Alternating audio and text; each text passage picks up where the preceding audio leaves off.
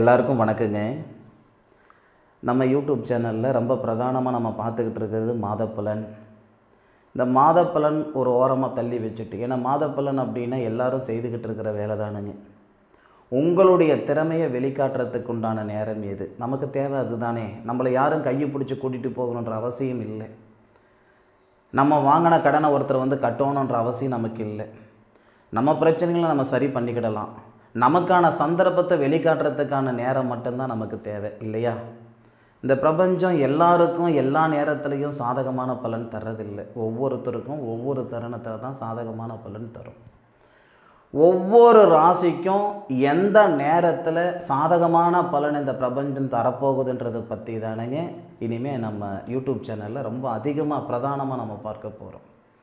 அதில் முதல்ல பார்த்திங்கன்னா மேசராசி. இது மேச ராசிக்கும் இந்த பலன் பொருந்தும், மேச லக்னகாரங்களுக்கும் இந்த பலன் பொருந்தும். இதில் 8 கிரகங்கள் தான் நான் எழுதியிருப்பேன், சந்திரன் எழுதியிருக்க மாட்டேன். அதாவது சூரியன்லேருந்து செவ்வாய், புதன், சுக்கிரன், ராகு, கேது, சனி எல்லா கிரகங்களும் இருக்கும். குரு உள்பட எல்லா கிரகங்களும் இருக்கும். சந்திரன் இருக்காது, லக்னம் இருக்காது.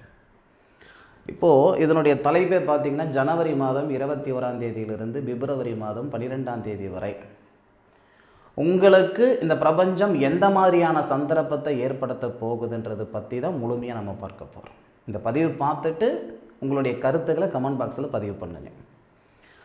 ஒருத்தருக்கு ரொம்ப முக்கியமான ஒரு இடம் எதுன்னு கேட்டிங்கன்னா தனஸ்தானம், படிப்பு ஸ்தானம். 2வது திறமை, 6வது பாவம். அதை விட முக்கியமானது தொழில் ஸ்தானம்.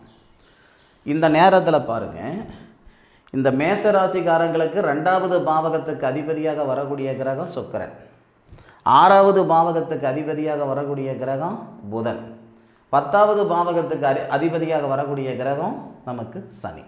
இந்த 3 பேரும் கம்யூனிகேஷன். அதுபோக பிப்ரவரி 12ஆம் தேதி வரை மேசராசியில் பிறந்தவங்களுக்கு, அதாவது மேச ராசியாதிபதியாக வரக்கூடிய கிரகம் செவ்வாய் உச்சம் பெறாரு, 10வது பாவகத்தில் உச்சம் பெறாரு. எல்லாருக்கும் நான் சொல்லிக்கிறது என்னன்னா, உங்களுடைய ஜாதகத்தில் ஆட்சி கிரகத்தை விட உச்ச கிரகம் இருந்தால் அதுதான் பலம் அதிகமாக இருக்கும். அப்போது உங்கள் ராசிய அதிபதி அல்லது உங்களுடைய லக்னாதிபதினு சொல்லக்கூடிய செவ்வாய் நமக்கு உச்ச நிலையில் சூரிய பகவானோட சேர்ந்து சூரிய மங்கள யோகம் அப்படின்னு ஒரு யோகத்தோட உங்கள் ராசிக்கு 4வது பாவகத்தை பார்க்கிறார். First point. 2வது என்ன அப்படின்னா, இந்த தனஸ்தானாதிபதினு சொல்கிறோம் இல்லைங்களா, மேஷராசிக்கு 2வது பாவகத்துக்கு அதிபதி தனஸ்தானாதிபதி. அந்த இடத்துக்கு அதிபதி யாருன்னு கேட்டிங்கன்னா சுக்கிரன். மேசராசி மேச லக்னகாரங்களுக்கு இந்த திருமணஸ்தானாதிபதி, தனஸ்தானாதிபதி, குடும்பஸ்தானாதிபதி, படிப்பு ஸ்தானாதிபதி அப்படின்னா சுக்கிரன் தான். அந்த சுக்கிரனும் செவ்வாவோட தான் இங்கே சேர்றாரு. இந்த சுக்கிரனுடைய வீட்டை ஏற்கனவே இந்த தொழில் ஸ்தானாதிபதினு சொல்லக்கூடிய அந்த சனி பகவான் பார்க்கிறார். தனகாரகனுடைய வீட்டில் இருந்து குருவுடைய வீடு, குரு தான் தனகாரகன், தனகாரகனுடைய வீட்டில் இருந்து தனகாரகனுடைய நட்சத்திரம் புரட்டாதி நட்சத்திரம்னு சொல்லக்கூடிய குபேரர் அவதரிச்ச நட்சத்திரத்தில் இருந்து மேசராசிக்கு 2வது பாவகத்தை நம்ம சனி பார்க்கிறார். அப்போது நல்லா யோசனை பண்ணி பார்த்துக்கிடணும். தனஸ்தானத்தையும் பார்க்கிறாரு தொழில் ஸ்தானாதிபதி சனி, தொழில் காரகன் சனி. தனஸ்தானாதிபதிக்கு வீடும் கொடுத்துருக்காரு 1. அப்போது இந்த சுக்கிரன் செவ்வாவோட சேர்றாரு, சூரியனுடன் சேர்றாரு. அதே மாதிரி நம்ம திறமையை வெளிக்காட்டுறதுக்கு உண்டான கிரகம் எது? 6வது பாவகம் புதன். அப்போ புதனுடன் சேர்ந்து சுபஸ்தானத்தை பார்க்குறாங்க. இப்படி ஏற்படுறதுனால என்ன நடக்கும்? மேசராசியில் பிறந்தவங்க நிறைய பேருடைய வளர்ச்சிக்கு நீங்கள் காரணமாக இருப்பீங்க, வழிகாட்டுதலாக இருப்பீங்க, ஆசிரியர்களாக இருப்பீங்க. நிறைய குருகுலத்தில் பார்த்தீங்கன்னா மேசராசியில் பிறந்தவங்க ஆசிரியர்களாக இருப்பாங்க. அதே மாதிரி மக்கள் தொடர்பு உள்ள வேலைகள் அதிகமாக யாருன்னா அந்த மேசராசிக்காரங்க தான் அதிகமாக இருப்பாங்க. காவல்துறையில் இருக்கட்டும், இராணுவத்துறையில் இருக்கட்டும், மருத்துவத்துறையில் இருக்கட்டும், போக்குவரத்து துறையில் இருக்கட்டும், அரசாங்கத்துலையாக இருக்கட்டும். அரசாங்கத்தில் நிறைய பேர் மேசராசியில் இருப்பாங்க. ஒரு வீட்டில் தலைச்சம்பளை கூட நிறைய பேர் சொல்ல முடியாது, ஒரு சிலர் மேசராசியில் பிறந்திருப்பாங்க. எல்லாரையும் ஒரு ஏணியை போல் ஏற்றி விடுவாங்க.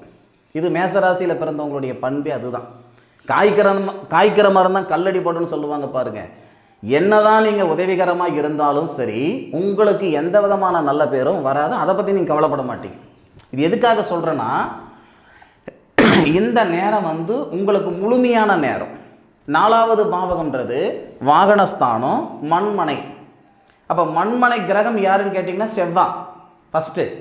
அந்த செவ்வாய் சூரியனுடன் சேர்ந்து சூரியமங்கல யோகம், சூரியன் புதனுடன் சேர்ந்து 6 கூடிய கிரகத்தோடு சேர்ந்து புதனாதித்ய யோகம் 4வது பாவகத்தை பார்க்கும்போது ஜனவரி 21 இன்னையிலிருந்து ஜனவரி 21 பிப்ரவரி 12 தேதிக்குள்ளார வீடு வாசல் வாங்கணுன்ற எண்ணத்தை மட்டும் விதைங்க. இல்லை வாகனத்தை வாங்கணுன்ற எண்ணத்தை மட்டும் விதைங்க. பிப்ரவரி 13 எனக்கு கால் பண்ணி சொல்லுங்கள், அல்லது பிப்ரவரி மாதம் 13 எனக்கு கமெண்ட்டில் சொல்லுங்கள். சார் நான் எண்ணங்களை விதைச்சேன், நீங்கள் விதைக்கிறது விதைகளை விதைக்கலை, எண்ணத்தை விதைக்கிறீங்க, எண்ணங்களை தான் விதையாக விதைக்கிறீங்க.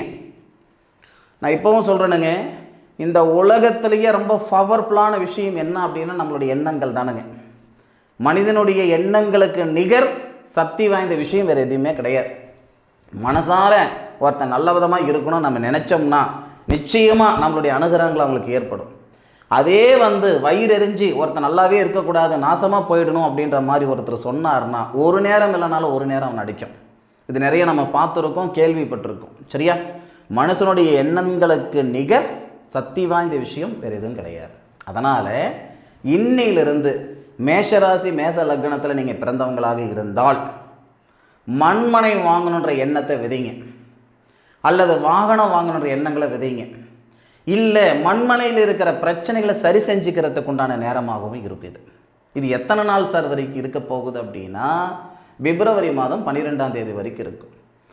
இந்த பிரபஞ்சம்ன்றதுங்க எல்லாருக்கும் எல்லா நேரத்துலையும் எல்லா விஷயங்களும் செய்கிற மாதிரி இருக்காது. எதிர்பார்ப்புகள் நமக்கு 1000 எதிர்பார்ப்பு இருக்குது. நம்ம மனசாலாச்சே ஒரு ராசியில் ஒரு நட்சத்திரத்தில் பிறந்தவங்களாக இருந்தாலும் எதிர்பார்ப்புகள் வெவ்வேறு எதிர்பார்ப்புகள் இருக்க தான் செய்யுது. அப்போது மேஷராசியில் பிறந்தவங்களுக்கு ஒரு வீடு வாசல் வாங்கணுமையா, ஒரு வாகனம் வாங்கணுமையா, இல்லை மண்ணுமனையில் இருக்கிற பிரச்சனைகளை சரி செஞ்சுக்கிடணும், நான் 40 முறை போர் போட்டேன் எனக்கு தண்ணி விழலை அப்படின்னா இந்த நேரத்தில் நீங்கள் போர் போட்டால் தண்ணி விழும், கிணறு வெட்டினா தண்ணி விழும். சரியா? இதெல்லாமே பார்த்தீங்கன்னா ஒரு நல்ல ஒரு சூட்சமங்கள், அருமையான சூட்சமங்கள். இந்த நேரத்தில் இந்த மண்மனை சம்பந்தப்பட்ட விஷயங்களோ அல்லது வாகனம் சம்பந்தப்பட்ட விஷயங்களோ மேசராசியில் பிறந்தவங்கள் அமைச்சிக்கிறதுக்கு செய்துக்கிறதுக்கும் உருவாக்கிக்கிறதுக்கும் உகந்த நேரம் இந்த நேரம். அதே மாதிரி இன்னொரு விஷயமும் சொல்கிறேனுங்க, மேசராசியில் பிறந்தவங்க சுய தொழில் செய்யணுன்ற ஆசை ஒரு சிலருக்கு தான் இருக்கும். ஏன்னா நிறைய பேர் பார்த்திங்கன்னா இந்த கிணத்து தண்ணி மாதிரி தப்பாக எடுத்துக்கிடாதீங்க, கமிட்மெண்ட்டுகளுக்காக. ஏன்னா இந்த மேசராசியில் பிறந்தவங்க தனக்காக தான் ஒரு வேலை செய்துக்கிறாங்களோ இல்லையோ தன்னை சார்ந்தவங்களுக்காக ஒரு வேலை செய்கிற மாதிரி ஒரு சூழ்நிலையில் உருவாக்கியிருப்பாங்க. ஒரு நிறுவனத்துடைய வைஸ் பிரசிடெண்ட்டு அவராக தான் இருப்பாங்க. ஆனால் சாதாரணமாக ஒருத்தர் சம்பாதிக்கிற சம்பாதனைன்றதை விட ஏற்படக்கூடிய சந்தோஷம் கூட அந்த வைஸ் பிரசிடெண்ட் சொல்லக்கூடியவருக்கு இருக்காது. இந்த மேசராசியில் பிறந்தவங்க ஒரு உதாரணத்துக்கு சொல்கிறேன். எதுக்காக சொல்கிறேன்னா, நான் முதலே சொல்லிவிட்டேன், காய்க்கிற மரம் தான் கல்லடி படும்ன்ட்டு. என்ன செய்தாலும் நிறைவில்லை அப்படின்னு நினைக்கிறவங்க இந்த நேரத்தில் சுய தொழில் செய்யுங்க, சுய தொழில் ஆரம்பிங்க. கண்ணை மூடிக்கிட்டு, ஐயா நீ சொல்கிறது கேட்குறதுக்கு நல்லா இருக்குது, இதெல்லாம் நடக்குமையா, ஐயா நடக்காத ஐயா. ஐயா நேர காலங்கள் சாதகமாக இருக்கும்போது பயன்படுத்திக்கிறவங்க தான் புத்திசாலி. காற்றடிக்கும் போது தூற்றிக்கிடணும், வயசு இருக்கும்போது வாழ்ந்துக்கிடணும்னு சொல்லுவாங்க. பட்டம் பார்த்து பயிர் செய்யாமல் நினச்ச நேரத்தில் நினச்ச விதையை விதைச்சிட முடியாது. மண்ணில் போடுற விதைக்கே நம்ம பட்டம் பார்க்குறோம். மனசால இருக்கக்கூடிய நமக்கு ஒரு வேலை செய்யணும், ஒரு செயல் செய்யணும்னா அதுக்கான சூழல் இருக்கணும் இல்லையா? மேசராசியில் பிறந்தவங்க, மேச லக்னத்தில் பிறந்தவங்க இந்த நேரத்தில் சுய தொழில் செய்து, அதுவும் உங்கள் ஜாதகத்துக்கு தகுந்த மாதிரி தொழில் செய்யுங்க. கண்ணில் பார்க்குற தொழிலெல்லாம் செஞ்சுக்கிடாதீங்க. ஃபர்ஸ்ட் ஆஃப் ஆல் இந்த மேசராசியில் பிறந்தவங்க அந்த மாதிரி இருக்க மாட்டாங்க. ஒரு வேலை செய்கிறதுக்கு 9 முறை யோசனை பண்ணுவீங்க. இந்த நேரத்தில் பழக்கப்பட்ட தொழில் செய்கிறீங்கன்னா நிச்சயம் ஜெயிப்பீங்க, மாற்று கருத்து இல்லை. அதுக்கு ஆதாரம் நான் சொல்கிறேனுங்க. இந்த தொழில் ஸ்தானாதிபதினு சொல்லக்கூடிய கிரகம் சனி தனஸ்தானத்தையும் பார்க்குறாரு, தனஸ்தானாதிபதிக்கு வீடு கொடுக்குறாரு. இந்த சுபஸ்தானாதிபதினு சொல்லக்கூடிய சந்திரனுடைய நட்சத்திரத்தில் தான் சூரியனும் புதனும் சுக்கிரனும் ஏன் நமக்கு செவ்வாவும் இந்த 4 கிரகங்களும் சுபஸ்தானாதிபதினு சொல்லக்கூடிய திருவோணம் நட்சத்திரம், பகவான் அவதரித்த நட்சத்திரம், விஷ்ணு பகவான் அவதரித்த நட்சத்திரத்தை இந்த 4 கிரகங்கள் பயிற்சியில் வரதுனால சுய தொழிலுக்கும் இது உகந்த நேரம்.